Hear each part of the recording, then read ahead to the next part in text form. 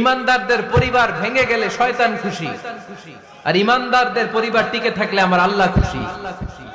আমরা কার খুশি চাই? জোরে বলতে হবে, খুশি চাই কার? শয়তান সব সময় চায় ইমানদারদের ফ্যামিলি ভেঙে দিতে। Always he tries his level best to break down the relationship of a mu'min family.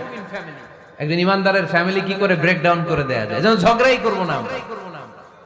আপনি ঝগড়া করলে ভাবি যেন ঠান্ডা থাকে, ভাবি ঝগড়া শুরু করলে আপনি ঠান্ডা থাকবেন। ঝগড়া করা যাবে না, কিন্তু ঝগড়া হয়ে যায় ফ্যামিলিতে, এটাকে চেক দিতে হবে। ঝগড়া নিয়ে অনেক মজার মজার গল্প আছে। একটা গল্প দিয়ে আজকে শুরু করি। এক লোক মাহফিল শেষ করে 11টার দিকে বাসায় ফিরেছে। তো বাসায় ঢোকার আগে তার ওয়াইফকে ফোন দিয়েছে। ফোন দিয়ে বলতেছে, এই মাহফিল শেষ, আমি কিন্তু বাসায় চলে